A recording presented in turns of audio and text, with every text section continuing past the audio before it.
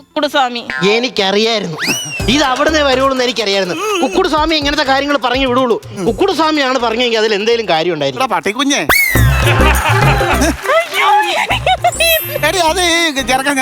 അല്ല വീടിന് അനുഗ്രഹത്തിന് വേണ്ടി വേണമെങ്കിൽ ഞാൻ എന്റെ പൊന്നുമോനെ ഞാൻ വിചാരിച്ചില്ല അമ്മയാന്നേ ടെൻഷൻ അടിച്ചിട്ട്. അയാള് മഹാനല്ലേ കുക്കുടുസ്വാമി? അയാൾ പറഞ്ഞ എനിക്കറിയാം. ഇത്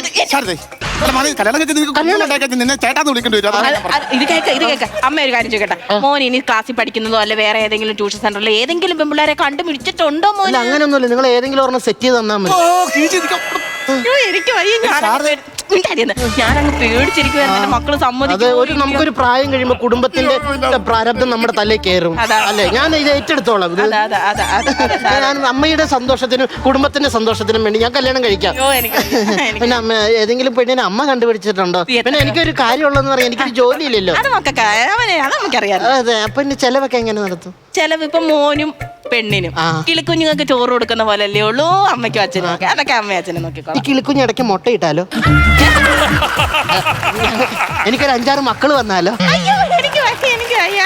പിന്നെ ആലോചിക്കാം. എന്തായാലും മക്കള് സമ്മതിച്ചല്ലോ. മോൻ സമ്മതിക്കുവാണെന്നുണ്ടെങ്കിൽ ഒരു കൂട്ടം കാണിക്കാൻ അമ്മയുടെ കയ്യിലുണ്ടായിരുന്നു. ബ്രോക്കറിന്റെ 2-3 പെമ്പിള്ളാരുടെ ഫോട്ടോ ഞാൻ കാണിക്കട്ടെ. ഏത് പെണ്ണിനെ കാണിച്ചാലും അമ്മ സമ്മതിക്കും. എന്റെ കല്യാണ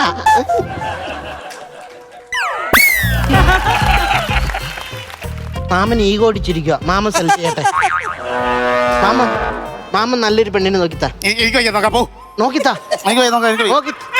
മാമ അങ്ങോട്ട് എന്തെങ്കിലും പ്രശ്നം ഉണ്ടെന്ന് പറഞ്ഞു. എന്നാലും എന്റെ പൊന്നുമ സമ്മതിച്ചു. എത്രയും പെട്ടെന്ന് തന്നെ നടത്തോട്ടെ, ചിലപ്പോ കുടുംബം നശിച്ചു പോയാലോ? ഇല്ല, ഞായറാഴ്ച പോയി കണ്ടിട്ട് അത് കഴിഞ്ഞിട്ട് നമുക്ക് പെട്ടെന്ന് തീരുമാനിക്കാം. എത്രയും പെട്ടെന്ന് മാമൻ സെലക്ട് ചെയ്ത പെണ്ണിന് എനിക്ക് ഓക്കെ ആണെങ്കിൽ.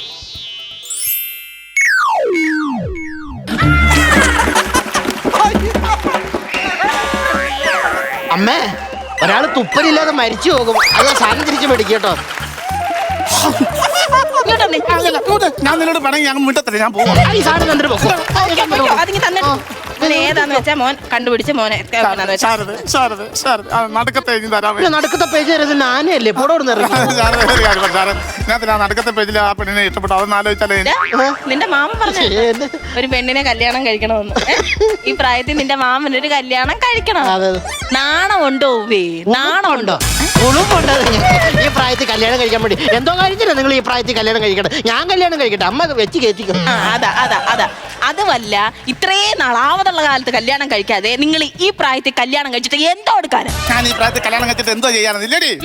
പാളം തെറ്റി പോകുന്ന ട്രെയിന് സ്റ്റേഷനിൽ തന്നെ നിർത്തണമെന്നില്ല, എവിടെയെങ്കിലും ഒന്ന് ഇടിച്ചു നിന്നാ മതി.